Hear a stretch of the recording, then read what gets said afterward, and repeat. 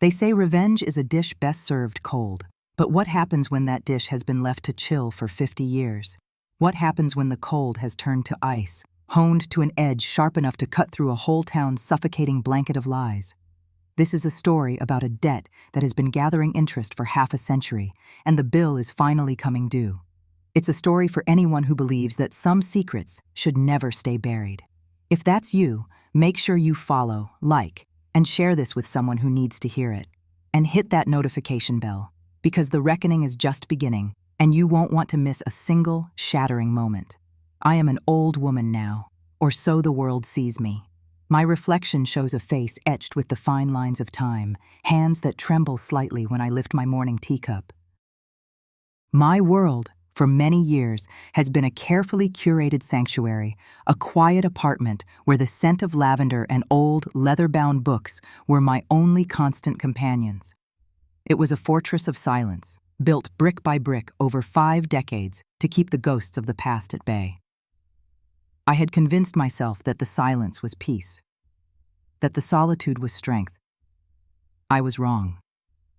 The silence was just the drawing of a long, deep breath before the scream. Today, the past didn't just knock on my door, it shattered it. It arrived not as a phantom in the night, but on the sterile, blue-lit screen of a tablet, a gift from my grandson, Leo. He'd insisted I join the 21st century, and I'd placated him, using the device mostly for weather forecasts and classical music.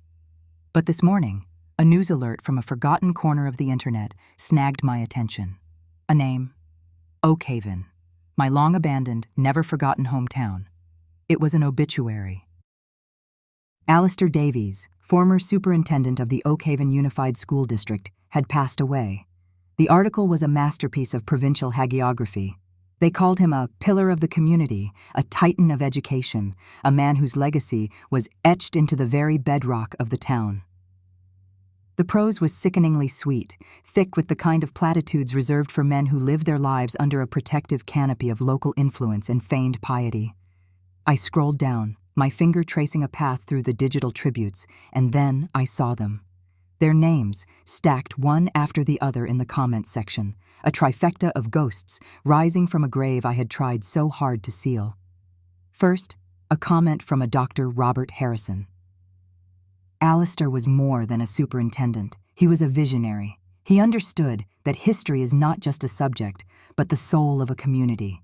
He championed our town's heritage with a passion that inspired us all. Oakhaven has lost a giant. Mr. Harrison. Answered my history teacher, still the eloquent manipulator, still weaving words into a tapestry of lies. Next, from Samuel Cole, proprietor of the Last Page bookstore. Mr. Davies was a guiding hand for so many of us at the high school. He demanded excellence, but always with a steady presence. He will be missed.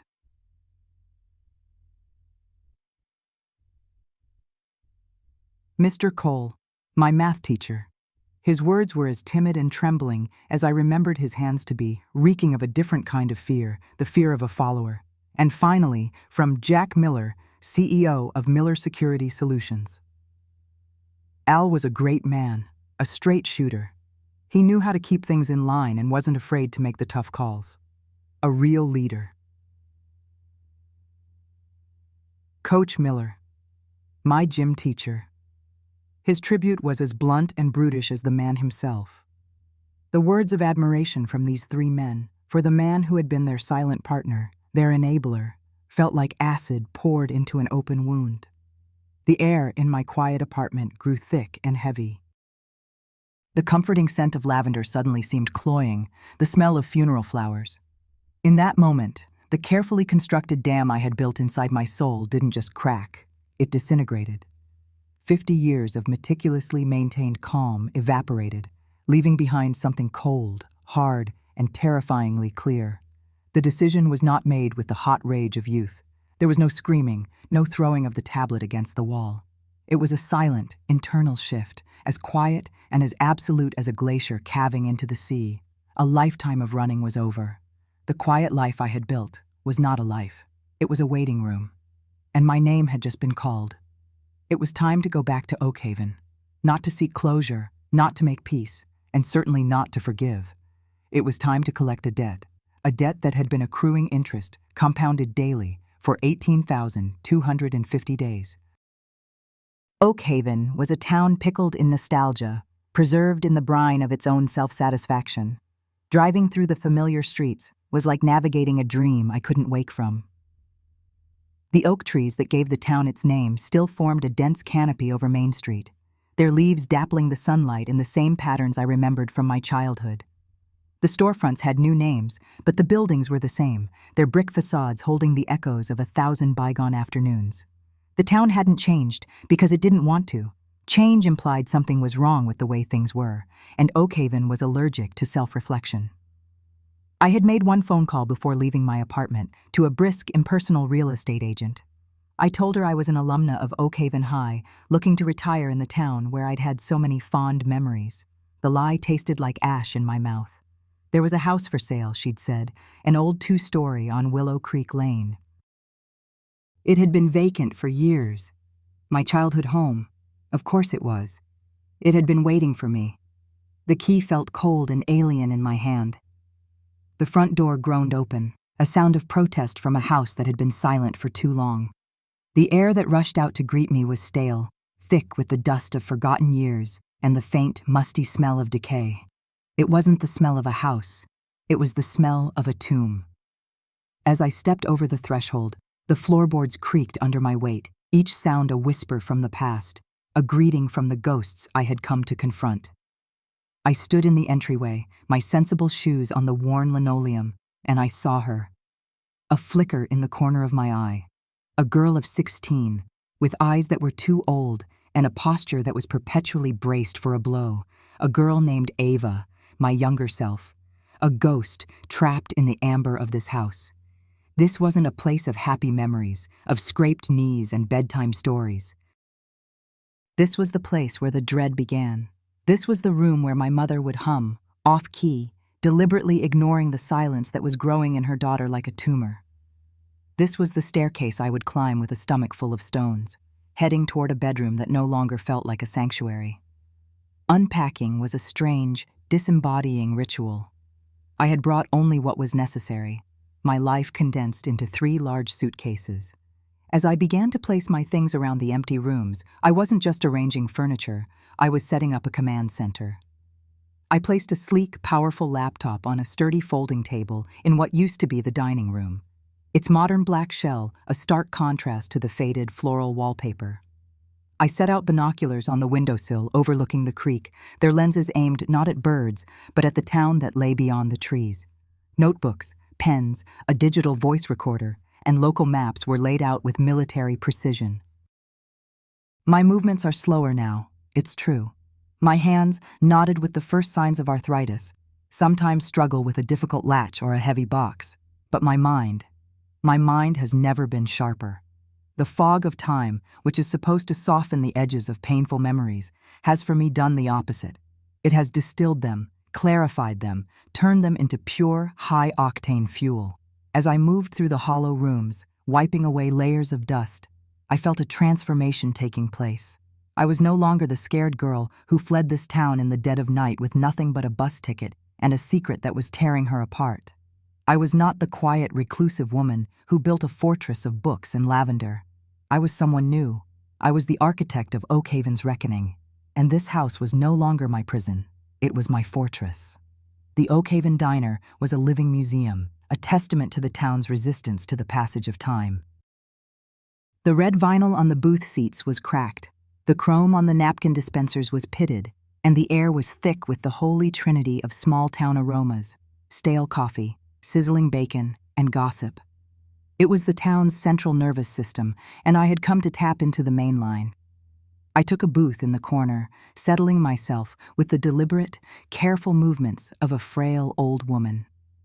I leaned my cane against the table, a prop I had purchased specifically for this performance.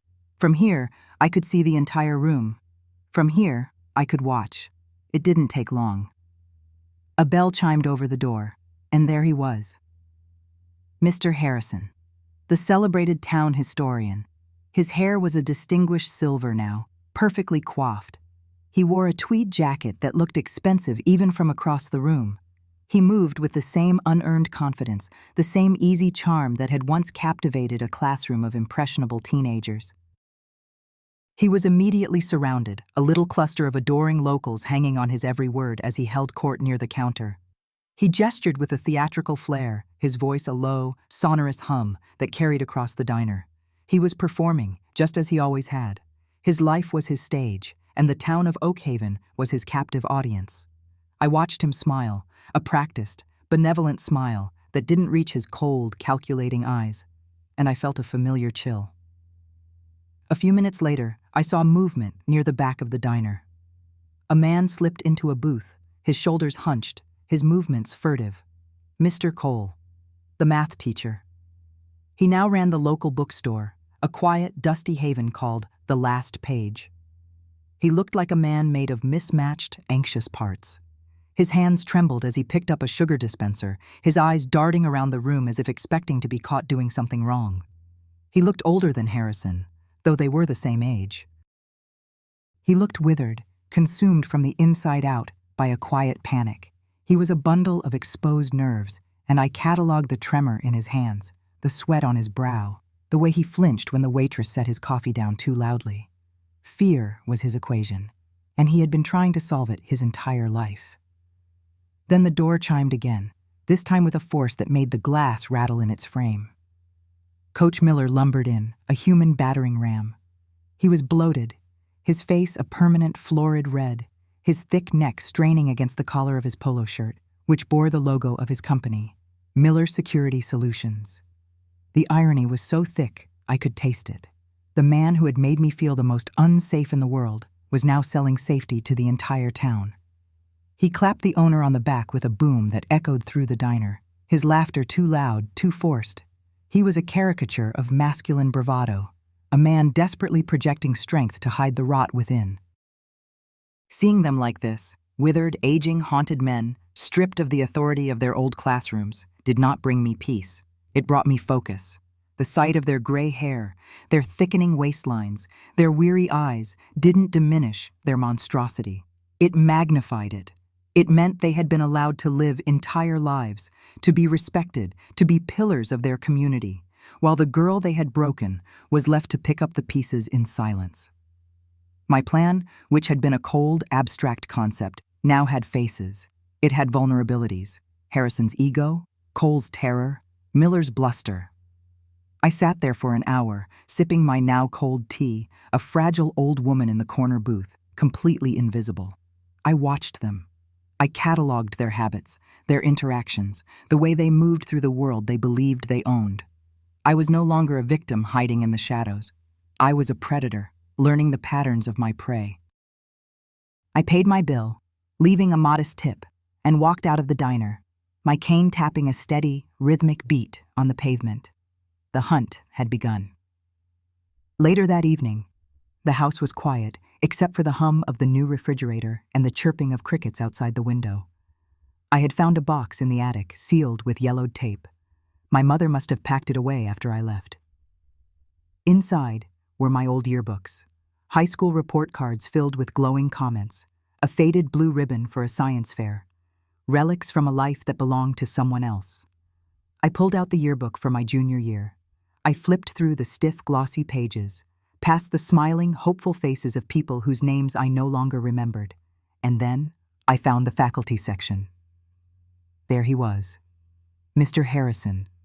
Younger, of course, but the eyes were the same intelligent, intense gaze that had made me feel so seen, so special. Seeing his picture, black and white on the page, was like pressing on a deep internal bruise. The memory didn't creep in. It flooded the room, drowning out the present.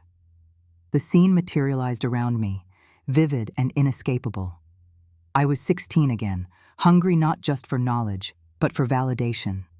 In a school where I often felt overlooked, Mr. Harrison was the first teacher who seemed to see me. "You have a fascinating mind, Ava," he'd said one afternoon after class, his voice a low, conspiratorial murmur. "You don't just memorize dates. You connect ideas. It's a rare gift." His praise was like water in a desert. I drank it down, desperately thirsty. He invited me to join a special, after-hours, history club. For gifted students, he said. A chance to explore topics too complex for the standard curriculum. I was ecstatic. I imagined lively debates, challenging texts, a circle of my brightest peers. But when I arrived at his office that first Tuesday evening, the school was eerily quiet, and the room was empty except for him. "It appears you're the only one who was brave enough to show up," he said, smiling that warm, disarming smile. Or perhaps, the only one I truly thought was ready. His office was a sanctuary of academia. The walls were lined with heavy, leather-bound books, their titles glinting in the low light of a single desk lamp. The air smelled of old paper, lemon tea, and something else, something I couldn't place then, but now recognize as the scent of carefully managed power. He poured me a cup of tea in a delicate china cup, not the thick ceramic mugs from the teacher's lounge. He treated me like an equal, a colleague. He asked my opinions on Machiavelli, on the fall of the Roman Empire, on the nature of power itself. He listened, truly listened, with an intensity that made me feel like the most brilliant person in the world. He was grooming me, not with compliments about my appearance, but with intellectual intimacy, a far more insidious and effective tool. The abuse started not with violence, but with a violation disguised as mentorship. It began with the slow, deliberate erosion of boundaries, a hand on my shoulder that lingered a second too long as he pointed to a passage in a book.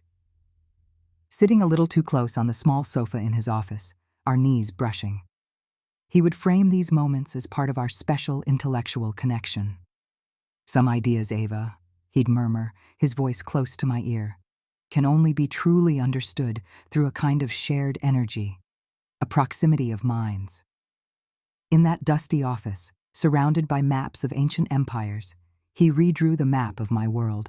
He made himself the center, the sun around which my small teenage planet was forced to orbit.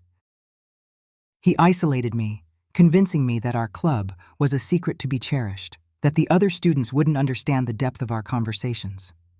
The us against the world mentality was a powerful intoxicant. And then came the evening when the lesson shifted from philosophy to something else entirely. He was talking about the tutors, about the power dynamics of the court. "Power, Ava," he said, his eyes locking onto mine, "is a subtle thing. It's about influence, about knowing things others do not, about creating a bond that is unbreakable." He stood up and walked behind me as I sat on the sofa. He placed his hands on my shoulders, his thumbs pressing into the tense muscles of my neck.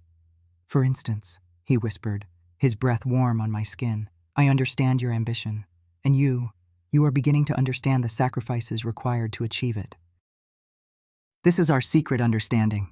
His words were a silken web, and I was the fly, mesmerized by the beautiful pattern, unaware that I was being paralyzed. He didn't have to raise his voice. He didn't have to use force. He had already conquered the territory of my mind. The shame that followed was a cold, heavy cloak.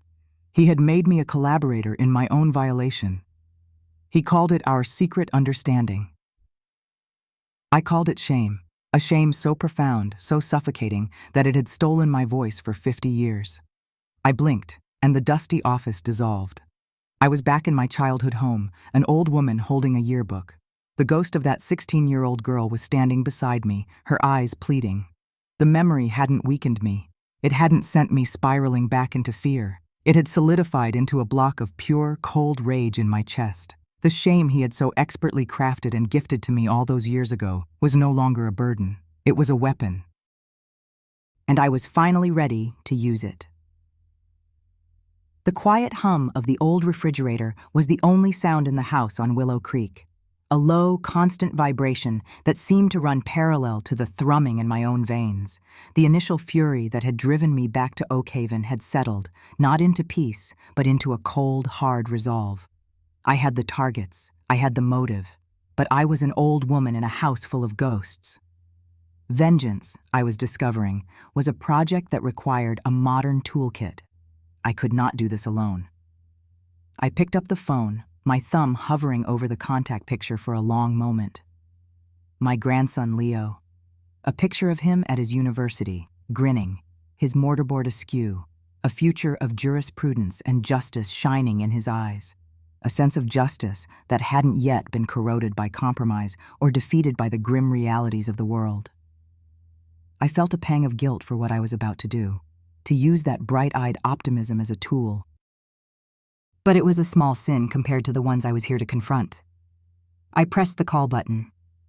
"Grandma Ava? Hey, everything okay?" His voice was warm, a little concerned. I so rarely called. "Everything is fine, dear," I said, my voice carefully modulated to sound like the quiet, bookish grandmother he knew. Better than fine, actually. "I'm calling for a bit of a favor. A consultation, you might say." "A consultation? Sounds official. Is this about that leaky faucet again? Because I stand by my legal advice. Call a plumber." I allowed myself a small, dry chuckle. "No, nothing so dramatic. It's about your grandfather's estate and your great-grandparents. I've been going through old papers here at the house. There are discrepancies. Things that don't add up about land sales, town permits. It all feels a bit unsavory." I let the word hang in the air. Unsavory. Vague enough to be anything, specific enough to pique the interest of a final-year law student. Unsavory how? The playful tone was gone, replaced by a professional curiosity. "What kind of discrepancies?" "Oh, it's all very convoluted," I sighed, playing the part of a confused elderly woman overwhelmed by bureaucracy. Property lines that seemed to have shifted on official maps, deals that benefited certain town officials a little too conveniently. It all seems to trace back to a few prominent figures in Oak Haven. I suppose you could call it old town corruption.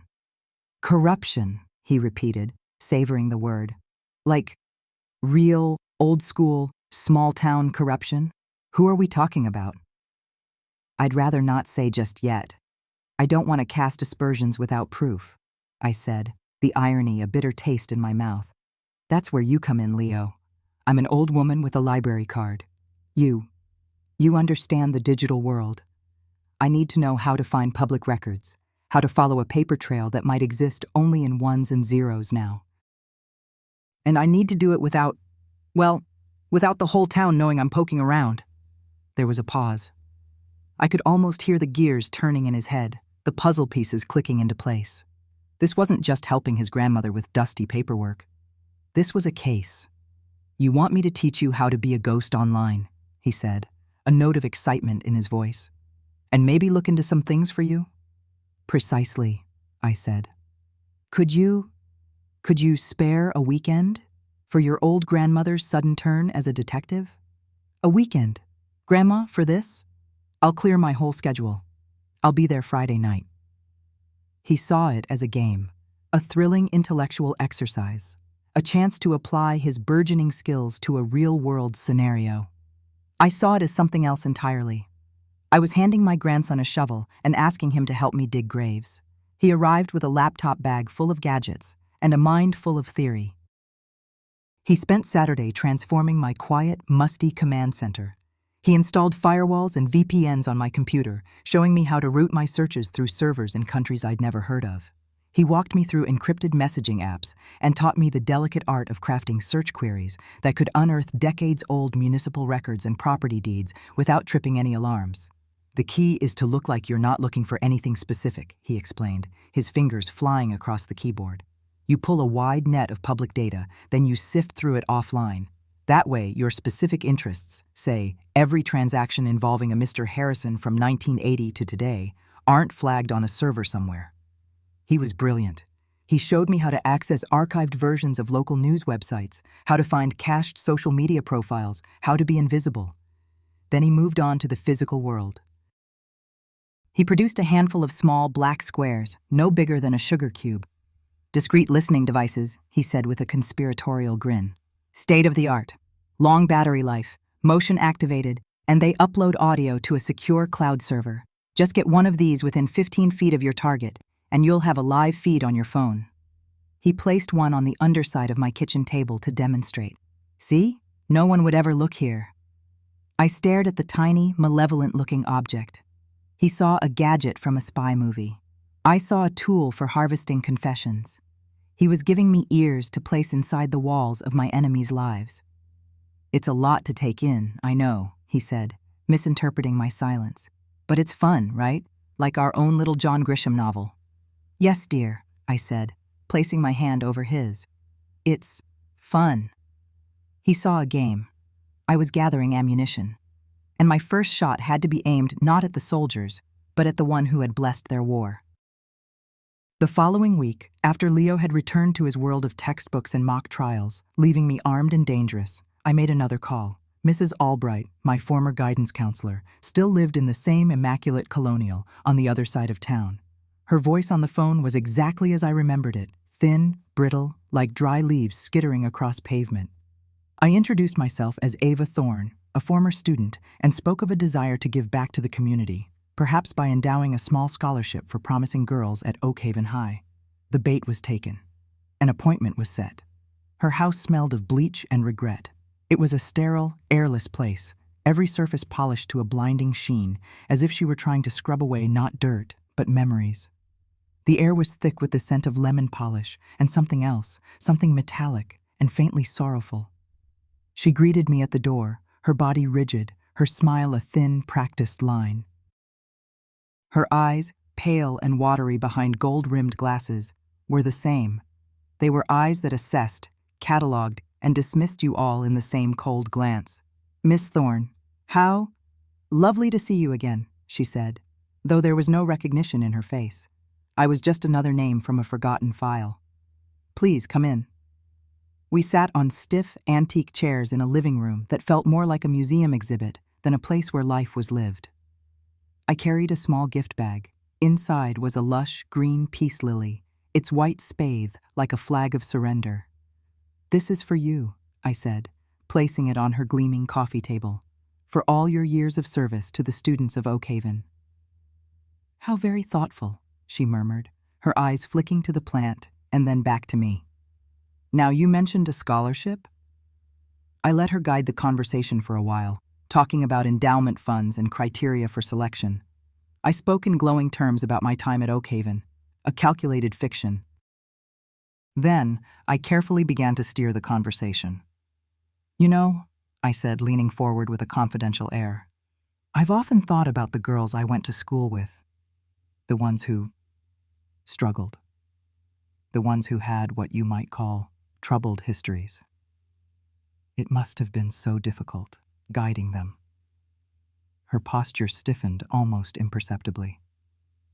A flicker of something, annoyance, crossed her face before being smoothed over by that placid professional mask. One does one's best, she said coolly. A school is a complex ecosystem. Not every student thrives. Of course, I agreed, my heart beginning to pound a slow, heavy rhythm against my ribs. But some of them, they just seemed to disappear. They'd be there one day and the next, their families would have moved away. It was all very sudden. I was looking directly at her, holding her gaze, forcing her to see me, to remember. For a second, I thought I saw a glimmer of it, a shadow of a scared teenage girl with haunted eyes. Mrs. Albright broke the gaze first, looking down at her perfectly manicured hands, which were clasped tightly in her lap. The air in the room grew heavy, charged with unspoken words. Some girls, Ava, she said, her voice dropping to a low, chilling monotone, were prone to making poor choices. They involved themselves with the wrong people, sought attention in the wrong ways.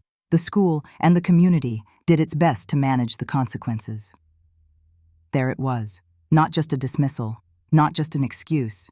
It was a confession. Manage the consequences. Not protect the child, not stop the crime, but manage the messy fallout.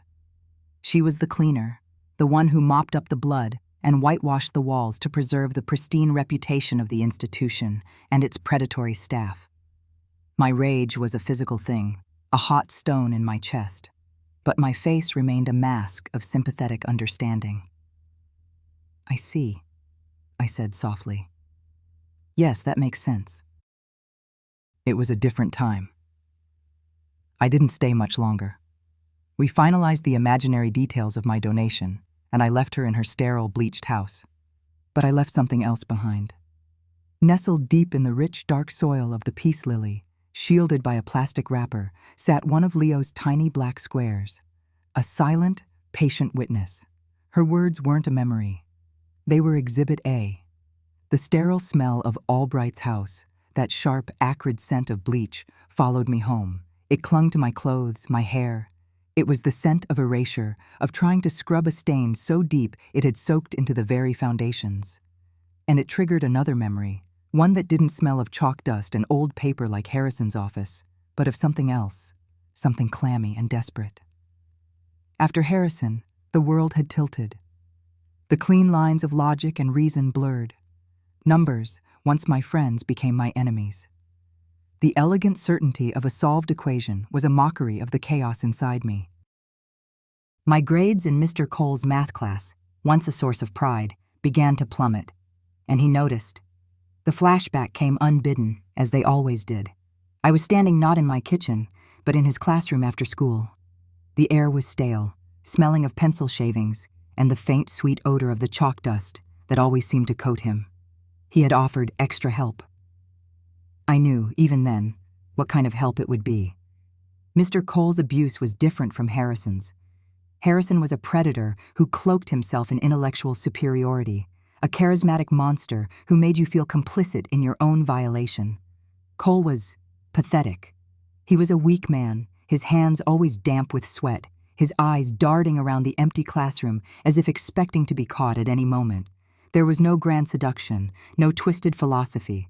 There was just a needy, desperate fumbling. He would apologize even as he did it. "I'm sorry, Ava, I'm so sorry," he'd whisper, his breath smelling of coffee and fear. And afterward, he would cry. Not for me, but for himself. He would sit at his desk, his head in his hands, making these small, wretched, sobbing sounds that made my skin crawl. His weakness was more violating than Harrison's power. It made it feel dirtier, more humiliating. The true horror was that he knew. He knew about Harrison. I don't know how, a shared glance in the hallway, a boast from Harrison perhaps, but he knew, and he used it. He welded my silence about Harrison to my silence about him. "We have to stick together, Ava," he'd whisper, his voice thick with those pathetic tears. "We have to protect each other. If you say anything about me, he'll be implicated. You wouldn't want to ruin his career, would you? He's such an important man. We're in this together." As if we were co-conspirators in my own destruction. He wasn't a monster hunting me. He was a sniveling parasite, a remora clinging to the belly of the shark, feeding off the power Harrison held over me. He had turned my violation into a horrifying equation. Harrison's power, plus his own pathetic need, divided by my fear, all equaled my silence. Their power, my silence. It was the only theorem that mattered in Oakhaven High. Coming back to the present, the memory left a foul residue in my mind. I sat at my kitchen table, the listening device from the peace lily now active, piping the sounds of Mrs. Albright's sterile house into a small earpiece. I didn't need to hear her talk. Just knowing the device was there, a Trojan horse in her fortress of denial, was enough for now. The memory of Cole, however, clarified my next steps. These men weren't just monsters in the past. Men like that don't change. Their appetites simply evolve. The corruption I'd hinted at to Leo wasn't a lie. It was a certainty. I picked up the phone. "Leo, my dear, I have some homework for you." Over the next 2 weeks, I became a phantom, directing my grandson's considerable talents from the shadows of my house. I gave him names, dates, and very specific questions, framed as the eccentric meanderings of an old woman obsessed with local history. "Leo, could you look into the school district's vendor contracts from the last 20 years? I have a funny feeling the bidding process wasn't always above board.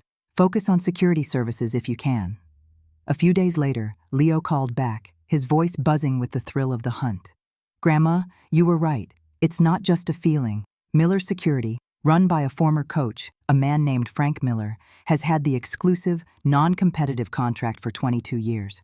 It was renewed every single year without a single competing bid. And guess who signed off on the initial contract and several key renewals? Our old friend, the late Superintendent Davies. Bingo. Miller had built his fortress on a foundation of cronyism. He wasn't just a gym coach anymore. He was a businessman whose success was a product of a corrupt system. Next, I turned my attention to the town historian. "Leo, I was reading about the Oak Haven Preservation Board. I'm curious about properties that have been delisted from historical protection over the past few decades, specifically the Old Mill and the houses on Elm Street. The results were even more damning.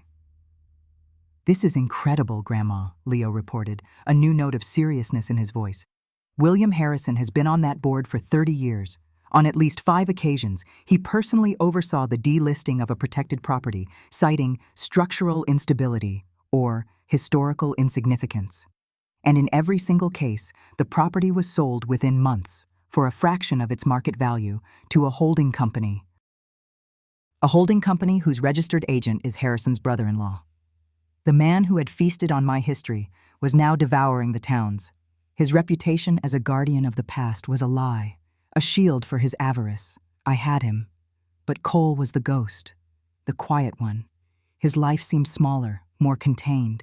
The bookstore he ran was a dusty, solemn place, a perfect cover. But I remembered his weakness, his clammy desperation. Men like that don't find peace. They find new addictions.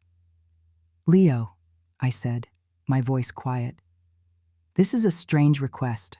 I want you to look into the online life of a man named Robert Cole. He owns the bookstore on Main. Don't look for property or contracts. Look for vices, forums, social media groups, anything that seems out of place." This was the task that made Leo hesitate. "Grandma, that's getting into a gray area. It feels personal." "I know," I said, "but my parents had dealings with him once. I have a bad feeling." "Humor me." He reluctantly agreed. The call came 2 days later. He sounded shaken. "Grandma, Mr. Cole, he has a problem, a big one. I found his digital trail, online betting sites, dozens of them. I cross-referenced some usernames and found him on forums, talking about his losses. He's deep in debt, and based on the chatter, he owes money to some very dangerous people, not the kind of people who send strongly worded letters." There it was, the final piece. The cracks in their facades had become chasms. These weren't just old men with a dark secret buried 50 years in the past. They were active criminals, their present-day lives built on fraud, graft, and desperation. I closed my eyes and saw them not as the terrifying figures of my youth, but as they were now, a corrupt crony, a greedy charlatan, and a desperate addict. I now had their pressure points. I knew exactly where to press to make them crumble. The knowledge was a cold, satisfying weight in my gut.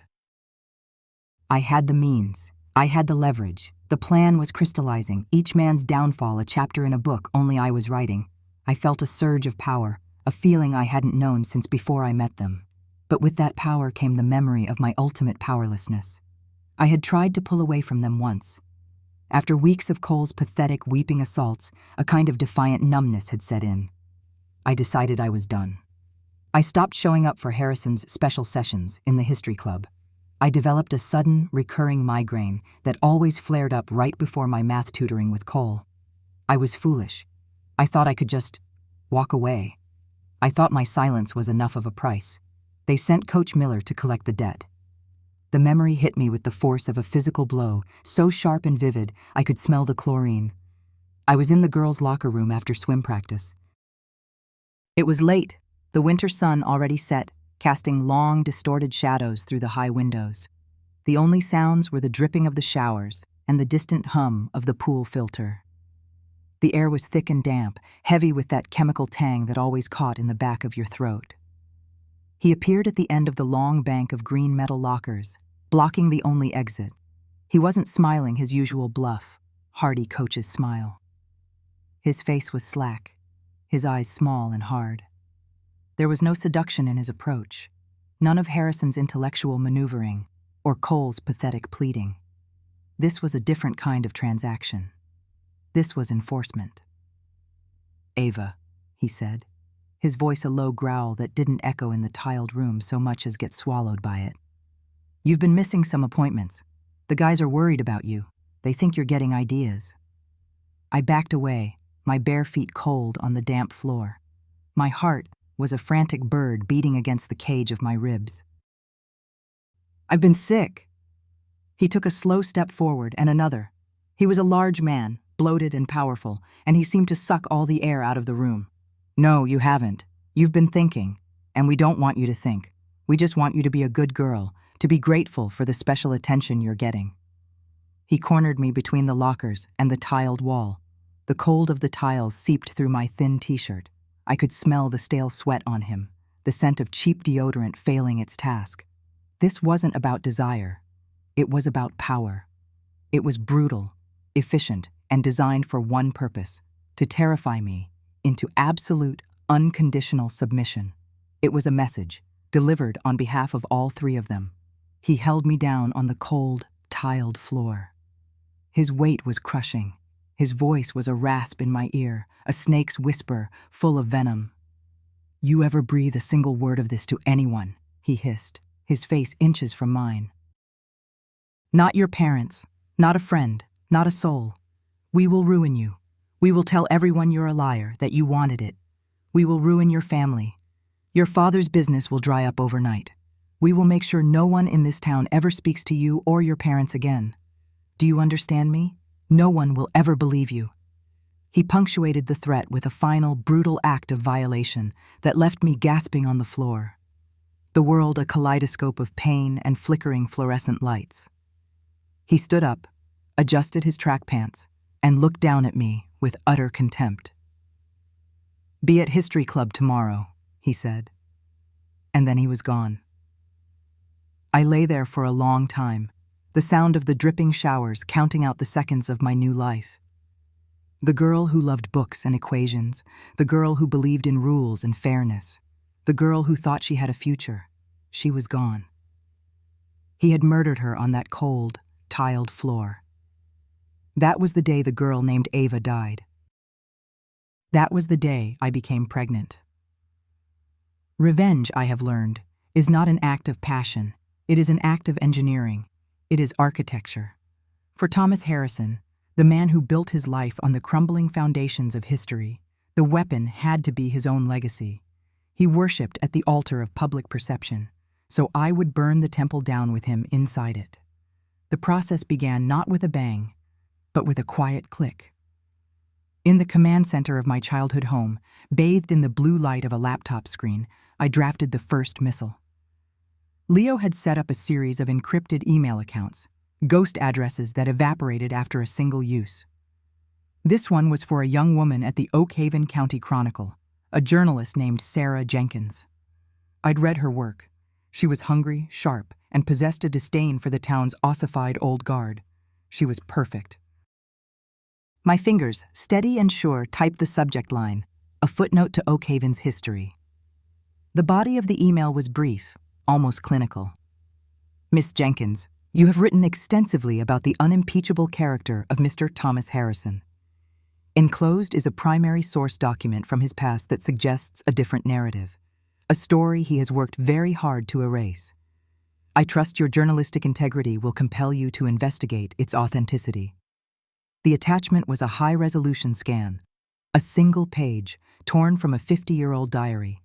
The paper was yellowed, the blue ink faded, but my teenage handwriting was clear. It described, in the breathless, confused prose of a 16-year-old girl, one of my special mentorship sessions with Mr. Harrison in the back room of the History Club. It spoke of his hands, his breath smelling of coffee and condescension, and the way he called his predation our secret understanding of the world's true nature. I chose a page that was more suggestive than explicit, one filled with the shame and confusion he had cultivated in me, a document that would raise more questions than it answered and force a journalist to start digging. I hit send. The ghost email dissolved into the ether. That was the spark. Now for the gasoline. Leo's research had unearthed a series of land deals Harrison had brokered for the Oak Haven Historical Society. He'd buy dilapidated properties of supposed historic value for a pittance, using the society's funds, then have them rezoned through his contacts on the town council. A few months later, the society would sell the land to a developer, a shell corporation Leo traced back to Harrison's son-in-law, for 10 times the price. It was clean, simple, and utterly corrupt. The recipient of this information was not a journalist, but a man named Dr. Alistair Finch, Harrison's lifelong academic rival. a bitter, pedantic man who taught at the state university and believed Harrison was a provincial hack who had stolen the spotlight that was rightfully his. I packaged the land deeds, the rezoning applications, and the minutes from the board meetings where Harrison had pushed the deals through. I sent them anonymously to Dr. Finch's university email address with a simple, tantalizing note.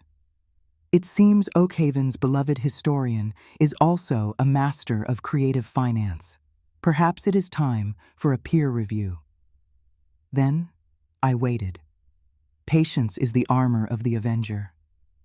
For 2 days, the silence in Oakhaven was thick, heavy, like the air before a thunderstorm. I sat in my house on Willow Creek, listening to the recordings from Mrs. Albright's office, a monotonous loop of appointments being scheduled and complaints about the quality of the cafeteria's tuna salad. It was a kind of meditation, a reminder of the banal evil that had set all of this in motion. On the 3rd morning, the storm broke. I drove into town and saw it on the front page rack outside the diner. The headline was a black slash across the paper: Oakhaven's elder statesman, predator or profiteer. Sarah Jenkins had done her work. The story was a masterpiece of journalistic annihilation. It led with the diary page, quoting my own terrified words.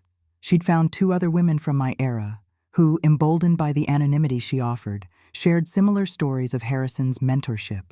Then she pivoted.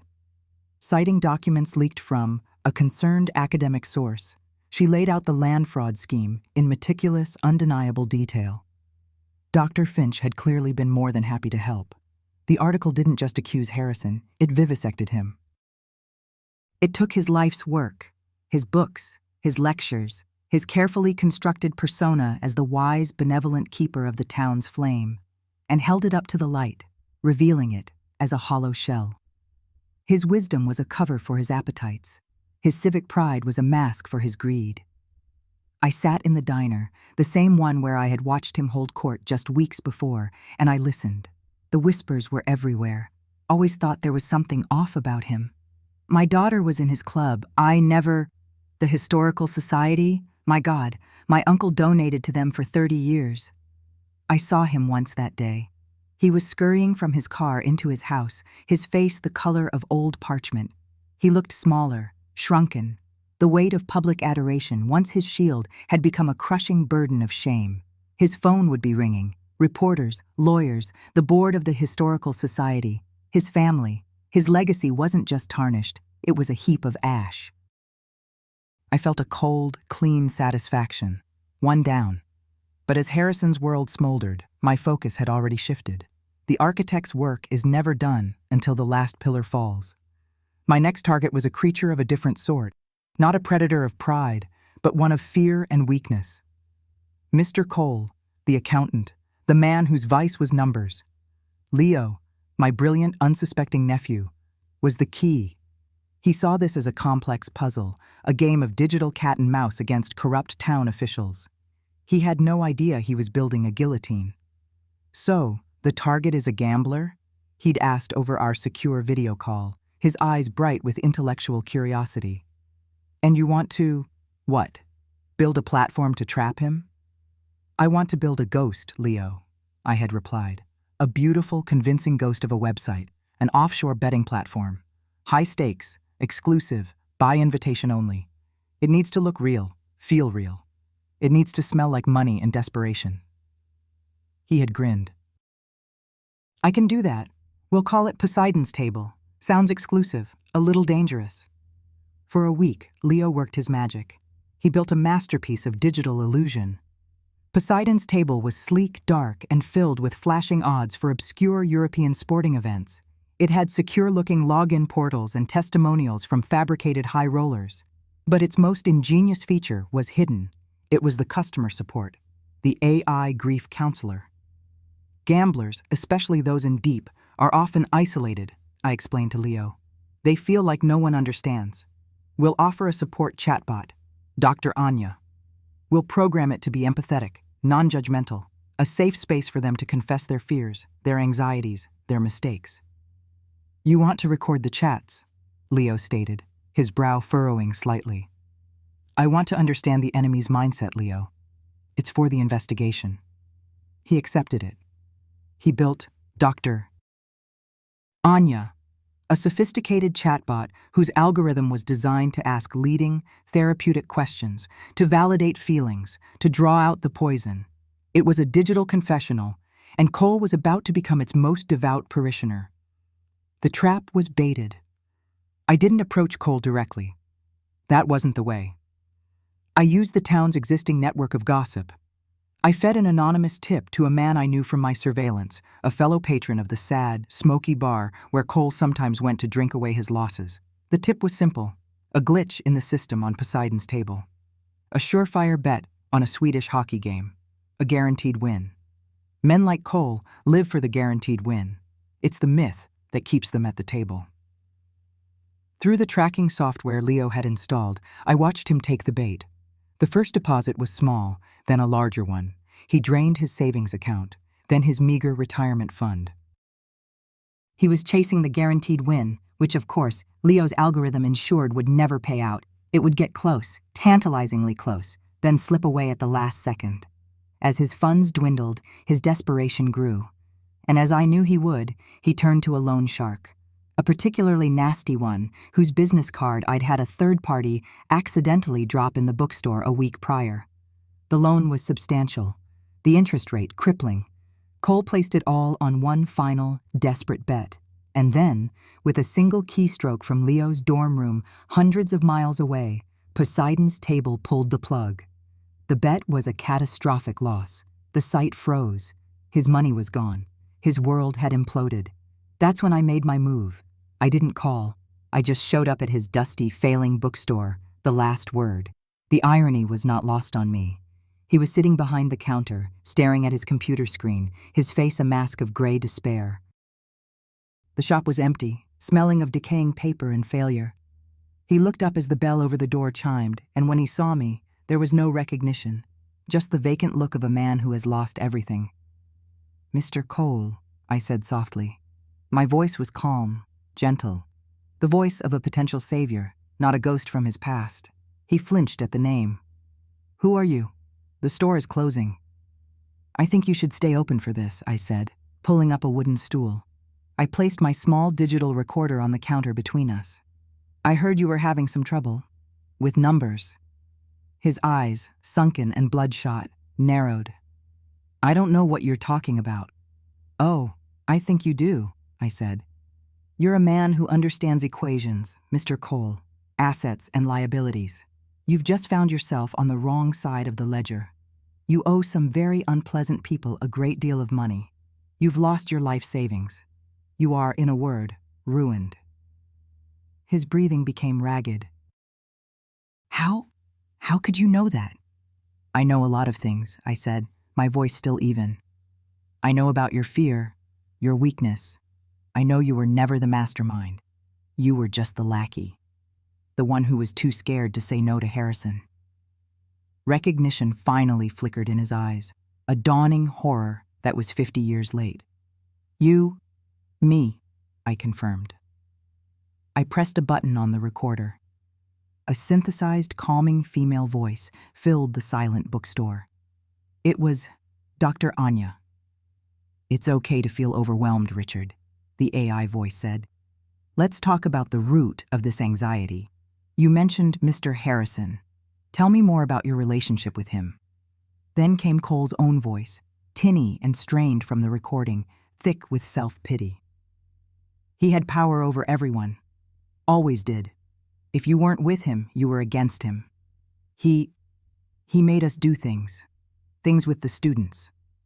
My own voice, from the recording of my session with Dr. Anya, cut in. "What kind of things, Richard?" Cole's recorded voice cracked. He shared them, like they were property, and if you took part, you were bound to him. You had to keep the secret. I was so scared, I still am. That girl, Ava, I remember her. I never wanted. But Harrison said we had to teach her a lesson. We all had to protect the group. I stopped the recording. The silence in the bookstore was absolute, broken only by Cole's shuddering gasps. He was weeping now, Not the hot, angry tears of a man wronged, but the pathetic, whimpering sobs of a cornered animal. He didn't fight, as the story goes. And he didn't. He just sat there, a collapsed building of a man, drowning in the dust of his own forgotten books. "What do you want?" he finally whispered, wiping his face with a trembling hand. "For now, Mr. Cole," I said, standing up, "I just want you to sit here and think about the equations. Think about what you did and what you've become. The final bill is coming due." I left him there, entombed in his failure. 2 down, the weakest 2. Now, for the brute. Now for the one whose punishment could not be delivered by email or audio file. For Coach Miller, the punishment had to be visceral. It had to be a cage of his own making. While Cole was confessing to a chatbot, I was preparing the next phase. The file on Miller's security company was thick. Leo had uncovered years of fraudulent contracts with the Oak Haven School District. Overbilling for non-existent patrols, installing substandard equipment at premium prices, kickbacks to a friend on the school board. It was a grubby, artless kind of crime, just like the man himself. I compiled the evidence, the invoices, the bank statements, the emails Leo had intercepted, into a neat, damning package. This one didn't go to a journalist or a rival. It went straight to the State Attorney General's office via a secure, anonymous tip line. The wheels of state justice turn slowly, but they grind exceedingly fine. Within days, I heard the whispers. Investigators in dark suits were seen at the school district offices, then at Miller Security Solutions. They were pulling files, interviewing employees. The net was tightening around him, and I knew he would be feeling the pressure. He was a bull, and when a bull feels cornered, it charges. I let him sweat for a week. I let the fear build, let the paranoia curdle in his gut. Then I called his office. "Mr. Miller, please," I said to the receptionist, using a voice that was intentionally frail, hesitant. When he came on the line, his voice was a low growl. "Miller, what is it?" "Mr. Miller, my name is Evelyn. I'm an old friend of an old friend. I believe I have some information that might be very helpful to you regarding your current legal difficulties. Information that could make it all go away." Silence. I could hear the gears turning in his crude, simple mind. A threat? An offer? "Where?" he barked. I chose the location with surgical precision. A place of power. His power. "The 50-yard line," I said. "Oak Haven High football field. Tonight, 9 o'clock. The lights will be on. Come alone." I hung up before he could respond. That night, the air was cold and damp. The stadium lights cast a harsh, unnatural glow on the manicured turf, making the empty bleachers look like a vast, skeletal maw. It was a cathedral of his own ego. I stood on the white-painted 50, a small, dark figure in the center of it all, my coat pulled tight against the chill. I felt no fear, only a profound, chilling sense of purpose. From a car parked on the street overlooking the field, Leo watched. He had his phone ready. Miller's truck roared into the parking lot. He slammed the door and strode onto the field, a bulky silhouette against the light. He was bigger than I remembered, bloated with years of anger and entitlement. His face was flushed, his eyes narrowed to slits. "All right, old woman," he boomed, his voice echoing in the empty stadium. "You wanted to talk. What's this information?" I didn't move. I just watched him approach, letting him cross the sacred space of his former kingdom to come to me. "Hello, Coach," I said. My voice was quiet, but it carried in the still air. "It's been a long time." He stopped a few feet from me, peering at my face in the stark light. And just like with Cole, I saw the switch flip behind his eyes, the slow, sickening dawn of recognition. His bluster evaporated, replaced by a dark, simmering rage. "You," he breathed, the word a puff of steam in the cold. "You're supposed to be gone."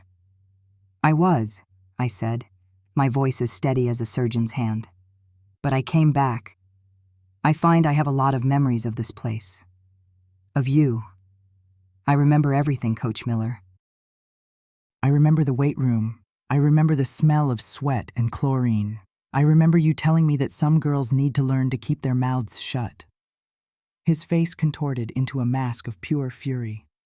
This was not Cole's pathetic crumbling or Harrison's intellectual vanity. This was raw, animalistic rage. The rage of a bully who has just had his power challenged.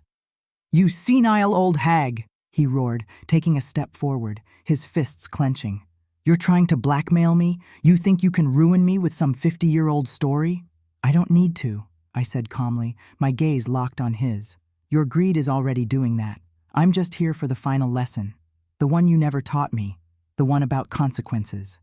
That was it. The word consequences broke him. With a guttural roar, he lunged. His hands reached for me, big and meaty, the same hands I remembered from the darkness of the locker room.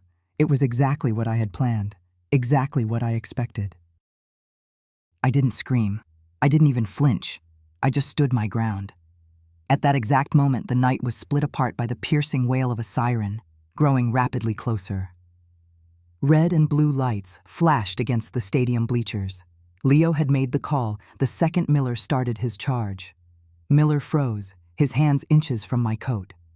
He turned his head, his face a grotesque picture of shock and disbelief. 2 police cruisers screeched to a halt at the edge of the field. The officers saw exactly what I had designed for them to see. A prominent local businessman, red-faced and roaring, physically menacing a frail, white-haired old woman under the cold stadium lights. They drew their weapons. "Sir, step away from the woman. Get on the ground. Now!" The bravado, the rage, the power, it all vanished from Miller's face, replaced by a look of utter, stupefied panic. He was arrested on the field he once ruled, the symbol of his tyranny transformed into the stage for his humiliation. And as they cuffed him, his eyes found mine. They were filled not with hatred, but with a dawning, terrible understanding. He had walked right into the cage I had built for him. 3 down. The foundations were gone. The pillars were rubble. Now it was time to bring down the roof. The scandals were like a fever that broke over Oakhaven. A prominent historian exposed as a predator and a fraud. A quiet bookseller ruined by gambling and implicated in old crimes. The town's security guru arrested for assaulting a senior citizen on the high school football field. The gossip was rampant, the speculation wild. The pressure mounted until the mayor had no choice but to call an emergency town hall meeting. He framed it as a chance for community healing and transparency. I knew what it really was. It was a reckoning. The auditorium at Oakhaven High was packed. Every seat was filled, and people stood 3 deep along the walls. The air was thick with a buzzing mixture of anger, confusion, and morbid curiosity. I saw faces from the diner, parents of current students, town officials, and a healthy contingent of reporters, their cameras poised. And I saw them. Harrison, Cole, and Miller were there, seated in the front row at the insistence of the town council. They weren't men anymore. They were effigies. Harrison was a hollowed-out husk, his eyes darting around the room, avoiding contact. Cole sat beside him, trembling, staring at his own hands as if they were alien things. Miller, out on bail, was a simmering cauldron of impotent rage, his face a blotchy purple. They were shadows of the titans who had once terrorized me. I found a seat in the back, a ghost in the machine of my own creation. I let the meeting begin. The mayor gave a bumbling, nervous speech about due process and the strength of the community. Several townspeople got up to speak, expressing their shock and betrayal. It was all a prelude. Finally, the mayor cleared his throat. "The floor is now open for public comment. Please keep your statements brief." This was the moment. Time seemed to slow down. I stood up. Every movement felt deliberate, heavy with the weight of 50 years. I walked down the center aisle toward the single microphone on its stand at the front of the room. A murmur rippled through the crowd as people turned to look at the old woman walking with such purpose. I felt hundreds of pairs of eyes on me, but I only saw 3 pairs, Harrison's, wide with dawning dread, Cole's, squeezed shut in denial, Miller's, burning with pure, unadulterated hatred. I reached the microphone. My hand was steady as I adjusted it. I took a deep breath, not of fear, but of finality. "My name is Ava. I said, and my voice, amplified, filled the cavernous room. It was clear and strong. It did not tremble.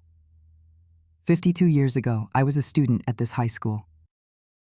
Some of you knew me then as Ava Gardner, a quiet girl, a good student. I paused, letting the name settle. I saw a flicker of recognition in the eyes of some of the older residents. I am the woman from the diary page in the newspaper, I continued, looking directly at Harrison. Mr. Harrison's special mentorship was not about history. It was about shame. It was about him using his power to steal parts of a child's soul and call it education. A wave of gasps and whispers swept the room. Harrison sank lower in his chair, his face ashen. I turned my gaze to Cole. I am the girl Mr. Cole was too afraid of Mr. Harrison to protect. The girl he helped torment because he was a coward, more worried about his own skin than the safety of a student in his care. Cole began to sob openly, his shoulders shaking. My eyes found Miller. And I am the girl Coach Miller cornered in the girls' locker room and assaulted to ensure my silence. He was the muscle. The final brutal warning to never, ever speak. The room was now utterly silent. The air crackled. I had their full, horrified attention. They did not act alone, I said, my voice rising with a cold fire. They had help. They had an entire system that looked the other way. A system that enabled them. A system personified by the guidance counselor at the time, Mrs. Albright. I held up my small digital recorder. Mrs. Albright recently shared some of her philosophy with me. She believed that some girls, and I quote, have a tendency to make poor choices, and that the school's job was simply to manage the consequences. I pressed play. The recording was crisp and clear in the silent auditorium. Mrs. Albright's voice, prim and self-assured, echoed through the speakers. The best path forward for a girl in your delicate situation is to be practical. Hysteria helps no one. You must consider adoption and move on. It is the only way to protect your future, and more importantly, the reputation of the school and the good men who work here. A collective gasp went through the crowd. It was a sound of dawning comprehension, of a terrible truth being laid bare. I stopped the recording. Manage the consequences, I repeated, letting the words hang in the air like poison. But I am not finished, because the abuse, the fear, the forced silence, that wasn't the end of the story. It was only the beginning of the real horror. I took another breath. This was the final blow, the one that would shatter not just the men, but the town's entire mythology. After the assault by Coach Miller, I became pregnant. Mrs. Albright's practical solution was an adoption, arranged quickly and quietly. It was all handled by our sainted superintendent, the late Alistair Davies, a man this town still mourns as a pillar of virtue. He told my parents it was a closed adoption with a loving family out of state. He said it was for the best. He lied. I let my eyes sweep across the stunned faces in the crowd, then back to the 3 broken men in the front row. The adoptions weren't legitimate. They weren't about finding loving homes for unwanted babies. They were a pipeline. My research, the truth I came back here to find, has revealed the real nature of Mr. Davies' business. He was running a black market baby selling ring. He sold the children of the girls his teachers abused to the highest bidder. The silence in the room broke. It shattered into 100 sounds of shock, of revulsion, of pure, unadulterated horror. People were on their feet, shouting. Reporters were scrambling. I raised my voice over the chaos, delivering the final, terrible truth. I wasn't just a victim of abuse. They made me a supplier. My son, my child, was not a consequence to be managed. He was a product to be sold. They didn't just break me. They harvested me. All of them. For profit and for pleasure, under the protection of this town's good name.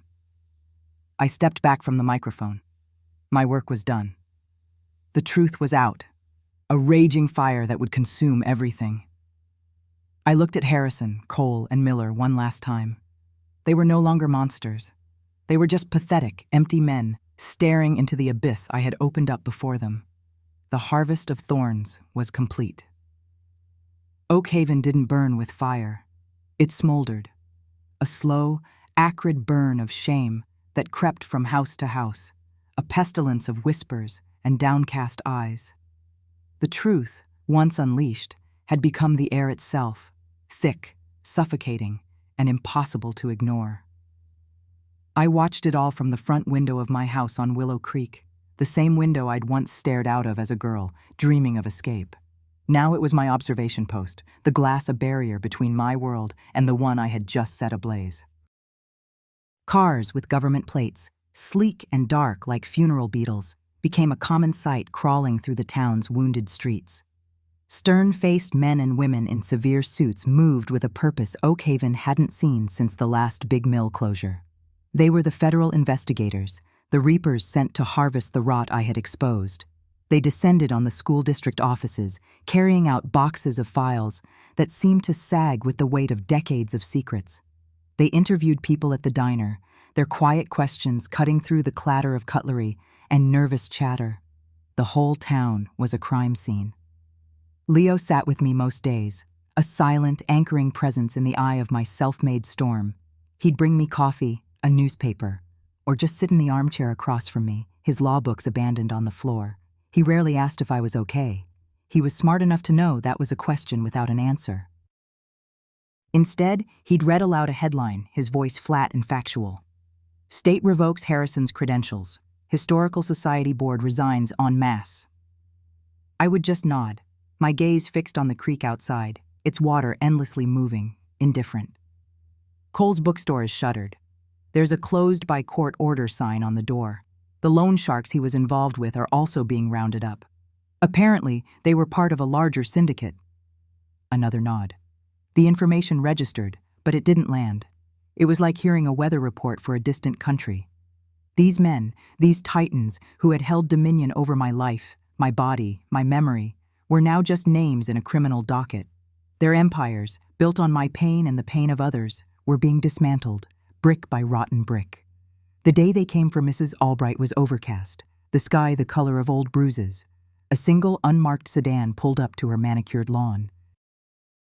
2 investigators, a man and a woman, walked up her pristine flagstone path. I watched through my binoculars, a habit I hadn't yet broken. For a moment she stood in the doorway, the very picture of indignant civility, her back ramrod straight. I could almost hear her voice, honed by years of condescending counsel, insisting on a misunderstanding. But there was no misunderstanding. The woman investigator held up a document, and something in Mrs. Albright's posture, finally, irrevocably, broke. Her shoulders slumped. Her hand, which had been clutching the doorframe, fell to her side. Her brittle facade, so carefully maintained for half a century, didn't just crack. It disintegrated into dust. They didn't even need to use cuffs. She walked to the car as if in a trance, a ghost being led from her own haunting. Leo put a hand on my shoulder. "It's done, Ava. She's in custody." They said she started talking as soon as they put her in the car, trying to make a deal. Blaming Davies, blaming the men, blaming everyone but herself. I lowered the binoculars, the weight of them suddenly immense. "Good," I said, the word a dry leaf in my mouth. I had won. I had systematically and ruthlessly razed their world to the ground. Harrison, the celebrated historian, was now a pariah, his name synonymous with corruption and perversion. Cole, the timid predator, was financially and socially ruined, his pathetic secrets laid bare for all to see. Miller, the brute, was facing assault charges on top of fraud, his image as a protector of the community shattered by the testimony of a frail old woman he'd tried to intimidate one last time. I had orchestrated their fall with the precision of a master architect. I had achieved everything I set out to do. But there was no surge of triumph, no righteous fire, no sweet, satisfying release. There was only a vast, echoing emptiness. The victory felt as hollow as the space in my womb had all those years ago. The silence I had craved, the end of their power, had arrived. But it was a deafening silence, filled not with peace, but with the ghosts of what could have been. The revenge was absolute, a scorched earth campaign that left no survivors. But the war inside me still raged. The healing, I was beginning to understand, had not yet begun. It couldn't begin, because destroying them hadn't created anything new in its place. It had only cleared the rubble from a wound that was still there, still open, still bleeding. A few more weeks trickled by, each day a mirror of the last. The national news cycle moved on, but Oak Haven was still picking through its own wreckage. Forgiveness wasn't on the table, but a kind of numb acceptance was settling in. The town had a new, grim history to contend with. My work was done. My enemies were vanquished. The house on Willow Creek had served its purpose as a command center. Now, it was just a house, filled with the stale air of a concluded mission. I knew I couldn't stay, but I couldn't leave, either. There was one last thing. One final act that had nothing to do with vengeance, and everything to do with a life that had been stolen before it had a chance to begin. It wasn't for them. It was for him. "Leo," I said one evening, as the setting sun cast long shadows across the living room floor. "The records, the ones the investigators seized from Davies's office." He looked up from his laptop, his expression immediately alert and serious. He knew what I was asking. We hadn't spoken of it directly, but it was the unspoken question that hung between us, the true, terrible heart of the entire affair. "The adoption files," he said, his voice soft. "The black market ones." "Yes," I breathed. "I need to know. I don't expect anything, but I need to see if there's a trace, a breadcrumb, anything at all." He nodded slowly, closing his laptop. "I can make some inquiries through the U.S. Bound Attorney's Office. Given your cooperation, they owe you that much. But Ava, the records are a mess. Davies was paranoid. He used codes, false names. It's a labyrinth." "Just try," I whispered. "That's all I ask." The wait was a different kind of torture. It wasn't the slow burn of rage, but the sharp, agonizing pang of hope, an emotion I had long ago taught myself to live without. For 3 days, I barely slept. I paced the floors of the house, my own footsteps echoing the frantic beating of my heart. Every time the phone rang, I jumped. Every time Leo came to the house, I searched his face for a sign, any sign. On the 4th day, he arrived late in the afternoon. He didn't say anything at first. He just sat down at the dining table and opened his laptop. He pulled a single, folded sheet of paper from his briefcase. His hands were trembling slightly. "It's not much," he warned, his eyes meeting mine. "It's less than a breadcrumb. It's more like a grain of sand. The records were chaotic, just as they said. Davies laundered these children through legitimate but corrupt private agencies in other states. He moved them around like shell companies. Most of the trails are cold, the paperwork officially destroyed in fires or floods decades ago." I held my breath, my knuckles white on the edge of the table. He unfolded the paper and slid it across the table to me.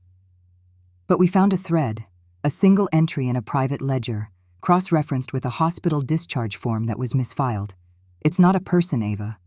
We couldn't find a person." "I'm so sorry." I looked down at the paper. It was a photocopy of a typed index card. My eyes blurred with tears I refused to let fall, but the words swam into focus. "Infant male. Birth date, October 12th, 1973. Assigned name for transit, David. Placement state, Oregon. Agency, St. Jude's Private Adoptions, defunct, 1982. David." And they had called him David. A name, a birthday, a place. It wasn't a life, but it was proof of one. It was an anchor point in the swirling chaos of my memory. He had existed. He had a name, even if it was temporary. He had a birthday I could mark on a calendar. He was taken to a state, a real place on a map. My son, my son. The words were a silent scream in my mind. For 50 years, he had been a shapeless ache, a phantom limb. Now, he was a name on a piece of paper. David. I sank into the chair, the paper clutched in my hand. I stared at it until the ink seemed to bleed into my skin. Leo watched me, his face a mask of pained sympathy. "I'll keep digging," he said quietly. "Maybe we can find something out of Oregon." "No," I said, my voice hoarse. "This is enough. More than enough. Thank you, Leo." He understood. The search wasn't about finding a middle-aged man who had no idea I existed. It was about finding this piece of paper. It was about confirming the reality of my loss, and in doing so, confirming the reality of my love. I would likely never meet him. I would never know if his life was happy, if he was loved, if he looked like me. To try and find him now would be to inflict a new wound on a life that had, I prayed, been a peaceful one. My story was mine, not his. I couldn't make it his, but I could speak to him, for the first time. That night, after Leo had gone, I took out a single sheet of fine cream-colored paper and my old fountain pen. The house was utterly silent, the only sound the soft scratch of the nib as I began to write. I didn't know where to begin, so I began at the beginning. To my son. I don't know your name, not the one you were given, the one you have lived with. But for a few short hours, you were David to me, and so you will be David in this letter. I am writing to you across an ocean of 50 years, not to ask for anything, not to disrupt your life, but simply to speak, to break a silence I have held for a lifetime. I need you to know that you were not a secret born of shame. You were a life, my life, and you were loved. Before the monsters came, I was just a girl. I know it's hard to imagine your mother as a girl, but I was. I loved the smell of rain on hot asphalt, and the way the light filtered through the leaves of the oak trees in our town. I dreamed of being a librarian, of living in a world surrounded by stories, by the quiet hum of 1,000 different lives bound in paper and ink. I was shy and a little too serious, and I believed, foolishly, in the goodness of people, especially those tasked with teaching us. I wrote for hours. I wrote about the girl I was, her hopes and her fears. I described Oakhaven in the summertime, the taste of wild blackberries, the drone of cicadas. Then, with a hand that shook but never faltered, I wrote about them. I didn't use their names. I called them the historian, the mathematician, and the coach. I described not the mechanics of their cruelty, but the slow, insidious poison of it, the way the historian twisted my intellectual curiosity into a weapon against me, the way the mathematician used my fear to trap me in a web of complicity, the way the coach used brute force to ensure my silence.